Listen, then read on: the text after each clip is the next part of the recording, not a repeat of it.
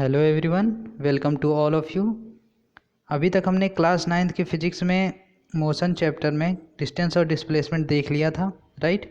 हम समझ गए थे कि डिस्टेंस और डिस्प्लेसमेंट में डिफरेंस क्या होता है। और उसके बाद हमने देख लिया था कि डिस्टेंस निगेटिव कब होगा, डिस्प्लेसमेंट निगेटिव कब होगा और जीरो कब होगा, पॉजिटिव कब होगा, राइट। और हमने उसका एक क्वेश्चन भी कर लिया था, अच्छा सा क्वेश्चन था। आज की हम क्लास में कुछ और क्वेश्चंस देखेंगे। जैसे कि यहाँ आपकी स्क्रीन पे एक क्वेश्चन है कि आपको डिस्टेंस और डिस्प्लेसमेंट कैलकुलेट करना है। कब? जब बॉडी कहाँ से कहाँ ट्रैवल कर रही हो, ए टू सी। तो ठीक है, जिन दो पॉइंट के बीच में ट्रैवल कर रही है बॉडी, पहले क्या करेंगे, मान लीजिए हमको पहले डिस्टेंस कैलकुलेट करना है। तो डिस्टेंस क्या होती है? Actual length of the path.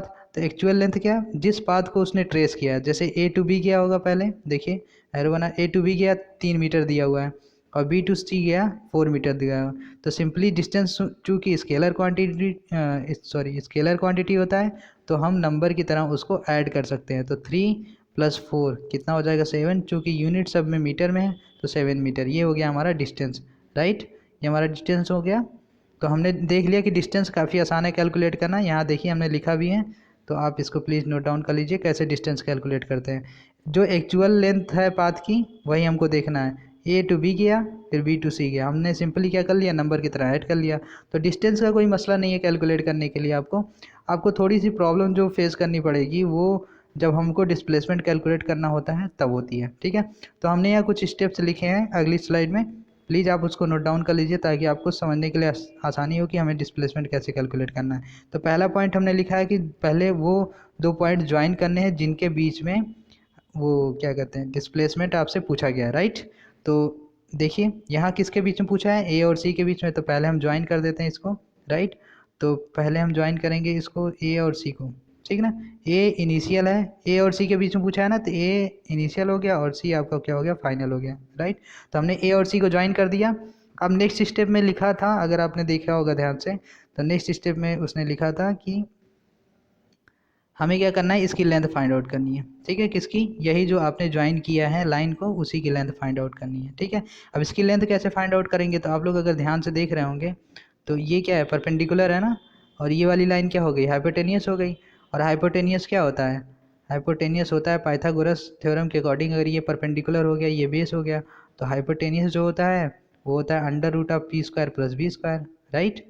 अब चूंकि p की वैल्यू यहाँ क्या है, परपेंडिकुलर की 4 है, और b की वैल्यू क्या है, b की वैल्यू आपकी 3 है।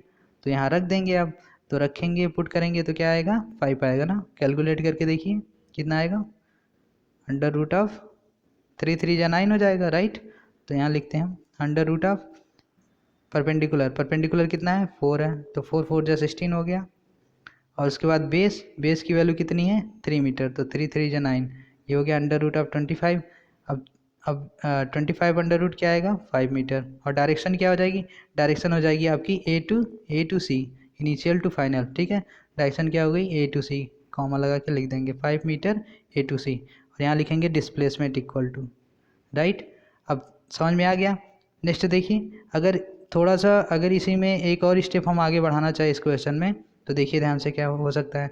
इस क्वेश्चन में अगर आपसे कहता है कि एक और पॉइंट आगे बढ़ा देता है, इस सपोज कर लिए ये, और कहता है कि ये जो नया पॉइंट क्रिएट हो रहा है वो पॉइंट अगर डी है, ठीक है, कौन सा, ये वाला, ठीक, डी है। और फिर वो कहता है कि अब आपको डिस्प्लेसमेंट कैलकुलेट करना है ए टू डी, डिस्प्लेसमेंट की बात कर रहा हूँ, ठीक है।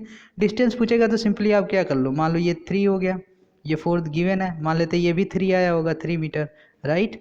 तो कितना हो जाएगा, 3 + 4 7, और 7 + 3 10। ये तो डिस्टेंस हो गया सिंपली, कहाँ से, ए और डी के बीच में, राइट।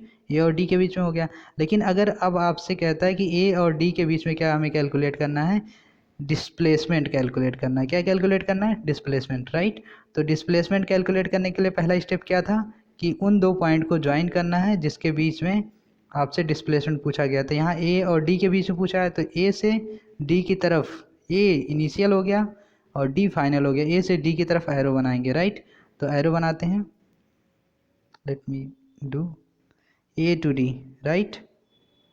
हमने एरो बना दिया ना, A to D, sorry, A to D बन गया ना। अब ये एरो नहीं बना, तो ये हो गया आपका एरो, राइट। अब हमको क्या करना है, नेक्स्ट स्टेप में हमने क्या देखा था कि इसकी अब ये जो ए टू डी हमने ज्वाइन करी है लाइन, ये वाली, इसकी लेंथ फाइंड आउट करनी है। तो चूंकि ये और ये लेंथ इक्वल होगी, क्योंकि यहाँ क्या बन रहा है, यहाँ जो शेप बन रहा है वो आपका रेक्टेंगल बन रहा है, ठीक है। और रेक्टेंगल में अपोजिट साइड जो होती है वो इक्वल होती है, राइट। तो ये 3 मीटर, हमने ये भी मान लिया था कि 3 मीटर ट्रेवल किया उसने, 3 के इक्वल हो गया, तो ये ऑब्वियसली 4 के इक्वल हो जाएगा। तो ए टू डी के बीच में डिस्प्लेसमेंट कितना आ गया हमारा, डिस्प्लेसमेंट की वैल्यू जो आ गई आपकी वो आ गई 4 मीटर, राइट। यूनिट लिखना ना भूलिएगा, ठीक है, फिजिक्स में यूनिट लिखना मस्ट है, राइट।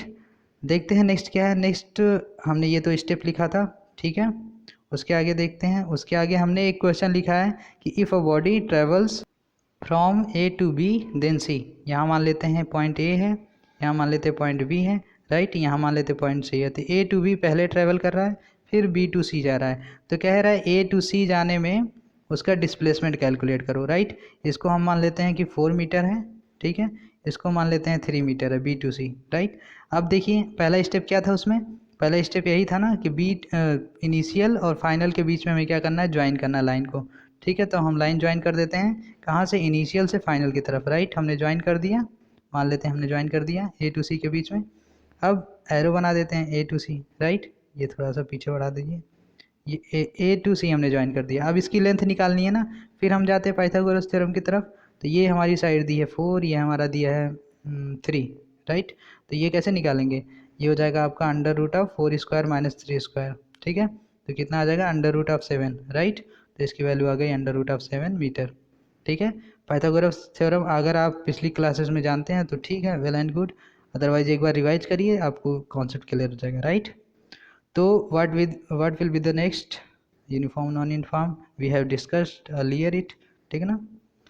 नेक्स्ट है हमारा स्पीड, राइट। स्पीड, तो स्पीड क्या होता है, rate of motion of a body. एक बॉडी जो है, कोई भी ऑब्जेक्ट है, मूविंग ऑब्जेक्ट है, वो किस स्पीड, किस रेट से उसका मोशन हो रहा है, उस वो क्या बताता है, वही स्पीड ही इंडिकेट करता है उस रेट को, राइट। तो यहाँ डिफिनीशन लिखी हुई है, please note down it. Can be defined as, speed can be defined as distance travel by a body per unit time. Per unit time का क्या मतलब है, या तो वो बॉडी 1 सेकेंड में कितना डिस्टेंस ट्रेवल कर जा रही है उसके हिसाब से देख सकते हैं आप, और या तो फिर 1 सेकेंड में देख सकते हैं, या फिर आप 1 मिनट में भी देख सकते हैं, या फिर आप 1 आवर में भी देख सकते हैं, राइट। तो बेसिकली हम ज़्यादातर ऑब्जर्व जो करते हैं वो 1 सेकेंड, पर यूनिट सेकेंड, मतलब पर सेकेंड के लिए ही देखते हैं, राइट। या फिर कभी कभी हम पर आवर भी देखते हैं। तो बेसिकली हम जब पर सेकेंड में देखेंगे, मतलब 1 सेकेंड के लिए देखेंगे। जैसे मान लेते हैं कि कोई ऑब्जेक्ट है, एक ऑब्जेक्ट है जो कि क्या कर रहा है, 10 मीटर गया 5 सेकेंड में, राइट। 10 मीटर, अच्छा एक मीटर में तब कितना गया होगा, 10 मीटर गया वो 5 सेकेंड में, राइट, 5 सेकेंड में। तो 1 सेकेंड में कितना गया होगा, 2 मीटर। तो 2 मीटर गया पर सेकेंड, पर सेकेंड ना, 1 सेकेंड में, तो पर सेकेंड, पर सेकेंड। तो यही जो 2 मीटर पर सेकेंड अब दिख रहा है ना आपको, यही स्पीड हो गया, ठीक है। तो मतलब 1 सेकेंड में पर यूनिट टाइम में, पर यूनिट टाइम, सेकेंड नहीं कह सकते हम, पर यूनिट टाइम में कोई भी बॉडी कितना मूव कर जा रही है, वही क्या हो गया, हमारा स्पीड हो गया, राइट। समझ गए। तो ये अब देखिए यहाँ फॉर्मूला लिखा हुआ है, स्पीड इक्वल टू क्या होता है आपका, डिस्प्लेसमेंट अपॉन टाइम। यहाँ देखिए speed equal to displacement upon time.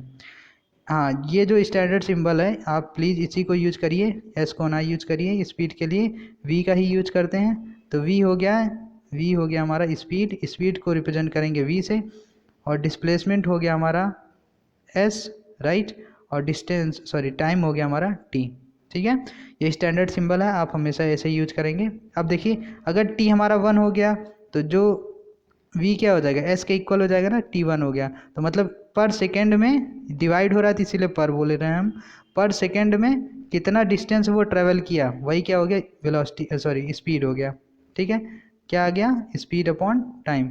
पर सेकेंड, 1 सेकेंड में, 1 सेकेंड में जितना स्पीड गया, 1 सेकेंड में जितना स्पीड, पर सेकेंड नहीं कह सकते, पर unit time, per unit time में जितना स्पीड गया वही क्या हो गया, स्पीड हो गया, राइट। अब देखते हैं कि ये स्केलर क्वांटिटी होता है कि यह वेक्टर क्वांटिटी होता है, थोड़ा ध्यान से समझिएगा, ठीक है, बहुत ही इंपॉर्टेंट है ये। अच्छा, एक नंबर को जब आप डिवाइड करते हैं, मान लीजिए आपको 10 को डिवाइड करना है 5 से, राइट। 10 एक नंबर है, ऑब्वियसली है। 5 एक नंबर है, ऑब्वियसली है। तो जब इसको डिवाइड करते हैं तो क्या आता है, एक नंबर ही आता है ना।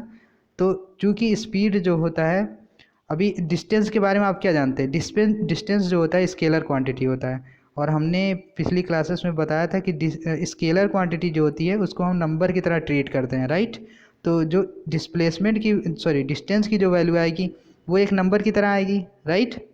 और टाइम तो हमेशा ऑब्वियसली एक नंबर ही होता है ना, 10 सेकेंड, 5 सेकेंड, 1 घंटे, ठीक है। तो वो भी मान लेते हैं कि सेकेंड क्या कहते हैं, नंबर में ही आएगा, राइट। 10/10। तो क्या आया रिजल्ट? रिजल्ट भी जो आया वो नंबर आया ना। तो दो नंबर को जब आप डिवाइड करते हैं तो ऑब्वियसली एक नंबर ही आता है, राइट। तो अब समझने वाली क्या बात है? समझने वाली बात ये है कि डिस्टेंस जो है स्केलर क्वांटिटी है, राइट, यानी नंबर की तरह ट्रीट कर सकते हैं। और टाइम भी है वो भी स्केलर क्वांटिटी है, यानी उसको भी हम नंबर की तरह ट्रीट कर सकते हैं, राइट। तो जब दो नंबर को हम डिवाइड करते हैं, डिस्टेंस और टाइम, दो नंबर को डिवाइड करते हैं, दो स्केलर क्वांटिटी को डिवाइड करते हैं, यहाँ भी स्केलर यहाँ भी स्केलर, तो रिजल्ट हमेशा क्या आता है? रिजल्ट हमेशा हमेशा हमारा स्केलर आता है। क्या आता है? बहुत ध्यान से सुनिए, फिर से बताते हैं कि जब दो ऐसी क्वांटिटी जो कि स्केलर हैं, दो ऐसी क्वांटिटी जो कि स्केलर हैं, डिस्टेंस स्केलर, टाइम स्केलर, और जब दो स्केलर क्वांटिटी को डिवाइड करेंगे तो रिजल्ट जो आएगा हमेशा वो क्या आएगा? स्केलर आएगा, राइट, स्केलर आएगा। ये नोट डाउन करिएगा, ठीक है। अच्छा, जब मल्टीप्लाई करेंगे तब भी स्केलर ही आएगा। दो स्केलर क्वांटिटी को अगर मल्टीप्लाई करते हैं आप, नहीं आगे की क्लासेस में हम देखेंगे, तो दो स्केलर क्वांटिटी को अगर कहीं आएगा फॉर्मूला तो हम बताएंगे आपको, तो स्केलर क्वांटिटी को मल्टीप्लाई करेंगे तो भी रिजल्ट क्या आएगा? स्केलर ही आएगा, राइट। इतना क्लियर हो गया? तो इसीलिए अब क्या हो गया, जब डिस्टेंस और टाइम दोनों स्केलर है तो ऑब्वियसली स्पीड भी क्या आएगा? हमारे स्केलर होगा, राइट। तो हमारा नेक्स्ट पॉइंट यही है, हमने लिखा है कि speed is a scalar quantity, right. आप इसको नोट डाउन करिए। और एसआई यूनिट क्या होती है? एसआई यूनिट होती है आपकी मीटर पर सेकेंड। देखिए, एक होता है एसआई यूनिट, एक होता है आपका सीजीएस यूनिट, और एक होता है आपका एमकेएस यूनिट, राइट। तो एमकेएस यूनिट में ये क्या है? एम फॉर मीटर, के for kilogram, T for S for second. ये टाइम का हो गया, ये मास का हो गया, और ये क्या हो गया? पोजीशन में चेंज का हो गया ना, राइट। तो डिस्टेंस या डिस्प्लेसमेंट का। और यहाँ सीजीएस यूनिट में क्या लिखा है? तो सीजीएस यूनिट में क्या लिखा है? ये C for centimetre, G for gram, S for second, right. तो हम जनरली क्या यूज करेंगे? हम जनरली यूज करेंगे एसआई यूनिट, राइट। तो एसआई यूनिट में जो टाइम की जो यूनिट होती है वो होता है सेकेंड, और इसका होता है हमारा डिस्प्लेसमेंट का डिस्टेंस का होता है मीटर, और इसका टाइम का होता है हमारा सेकेंड। तो इस हिसाब से एसआई यूनिट क्या हो गई स्पीड की? मीटर पर सेकेंड। बहुत ही इंपॉर्टेंट है, आप ज़रूर से याद रखिएगा इसको, ठीक है। अब नेक्स्ट हमने एक पॉइंट लिखा है जो कि आपको शायद पता होना चाहिए हमेशा। तो जो अभी आप बाइक चलाते हैं, बाइक वगैरह चलाते हैं, तो उसमें एक मीटर लगा होता है ना, जो हमेशा पॉइंटर लगा होता है, वो हमेशा इंडिकेट करता है कि अब आप किस स्पीड से चल रहे हैं, अब आप किस स्पीड से चल रहे हैं। तो वो जो टॉपिक है वो इंस्टेंटेनियस स्पीड का है, वो हम बाद में देखेंगे। लेकिन वो जो मीटर है वो उसको क्या कहते हैं? उसका नाम होता है स्पीडोमीटर। क्या नाम होता है? स्पीडोमीटर। वो स्पीड को मेजर करता है, राइट। और नेक्स्ट हमने लिखा है ओडोमीटर। ओडोमीटर क्या लिखा है? ओडोमीटर। तो ओडोमीटर जो आप डिस्टेंस चलते हैं, जितना डिस्टेंस ट्रैवल करते हैं, उस डिस्टेंस को जो मीटर रीड करता है, जो यहाँ मीटर बना होता है आपकी बाइक में मीटर बना होता है, तो उस मीटर पे ऐसे डिजिट्स होते हैं ना, 19587, फिर एक लास्ट वाला धीरे धीरे चल रहा होता है, तो वो होता है ओडोमीटर, जो क्या मेजर करता है? डिस्टेंस को, राइट। तो ओडोमीटर मेजर करता है डिस्टेंस को, और स्पीडोमीटर मेजर करता है आपका स्पीड को, राइट। याद रहेगा? गुड। नेक्स्ट देखते हैं, नेक्स्ट क्या है?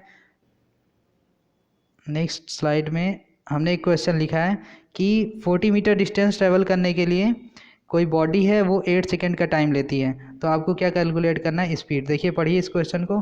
एक बॉडी है जो कि 40 मीटर डिस्टेंस ट्रैवल करती है 8 सेकेंड में, तो कह रहा है कि स्पीड। तो अभी हमने देखा था ना, स्पीड को रिप्रेजेंट करेंगे वी से, बार बार कह रहा हूँ। इस डिस्टेंस को रिप्रेजेंट करेंगे एस से, और टाइम को टी से, राइट। तो क्या दिया है? तो एस, ये हो गया डिस्टेंस, और डिस्टेंस की वैल्यू कितनी दी हमारी? 8, राइट। तो 8 हो गया, अपॉन टाइम कितना दिया है? टाइम हमारा दिया है 8 नहीं 40 दिया है ना, तो यहाँ हम लिख देंगे 40। तो 40 हो गया, 40, और टाइम दिया है हमारा, देखिए टाइम दिया है 8 सेकेंड, राइट। तो 40/8 तो कितना हो गया? 5। और चूँकि ऊपर क्या है? ऊपर मीटर था, देखिए इधर डिस्टेंस कितनी उसकी 40 मीटर ना, तो मीटर हो गया। और नीचे क्या था, नीचे था हमारा 8 सेकेंड, 8 सेकेंड था, तो नीचे हो गया सेकेंड, यानी आंसर हमारा क्या आ गया, हमारा आंसर आ गया 5 मीटर पर सेकेंड। अब देखिए 5 मीटर पर सेकेंड आ गया ना, राइट। फिर से एक बार देखते हैं। और ये जो दूसरा पॉइंट लिखा है किलोमीटर पर आवर, इसको बताने के लिए मुझे आपको कन्वर्जन बताना पड़ेगा। तो पहले ये सिंपल वाला देख लेते हैं, मीटर पर सेकेंड में जब पूछेगा तब। तो स्पीड, फिर से v लिख रहा हूँ, v equal to s upon t, right, clear. अब s क्या है, डिस्टेंस है। और डिस्टेंस कितनी दी हुई, इधर देखिए 40 मीटर दिया हुआ है ना, 40 मीटर, तो यहाँ हो गया 40 मीटर। और नीचे नीचे होगा टाइम, और टाइम कितना दिया है, टाइम दिया है हमारा 8 सेकेंड, राइट, 8 सेकेंड। अब डिवाइड करेंगे, 8 5 जो 40 यानी 5 आ गया। और यहाँ ऊपर मीटर था और नीचे सेकंड था, तो कैसे लिखेंगे, मीटर पर सेकंड। चूँकि स्पीड की यूनिट भी यही होती है, तो v की वैल्यू क्या आ गई हमारी, 5 मीटर पर सेकंड। ये सिंपल क्वेश्चन है। हम नेक्स्ट क्लास में और भी थोड़े से अच्छे क्वेश्चन इसके बारे में डिस्कस करेंगे, राइट। तब तक के लिए take care, have a nice day.